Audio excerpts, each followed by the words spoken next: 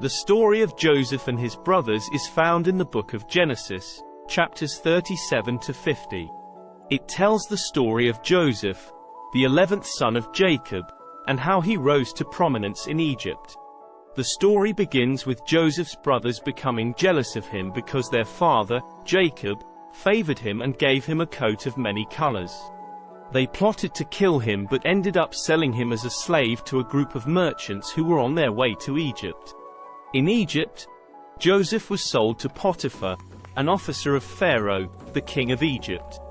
Despite the difficult circumstances, Joseph was able to rise to a position of power and authority within Potiphar's household, but he was falsely accused of a crime and thrown into prison.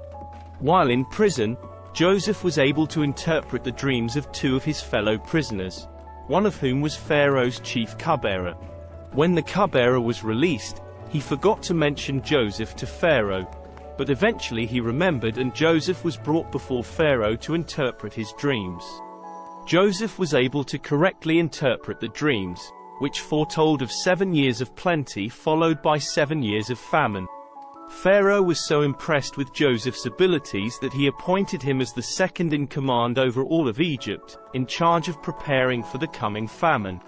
With Joseph's help, Egypt was able to store enough food during the 7 years of plenty to last through the 7 years of famine.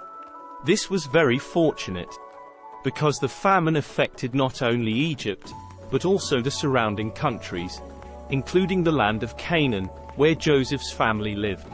During the famine, Joseph's brothers came to Egypt to buy food and they were shocked to find out that the man in charge was their long-lost brother Joseph.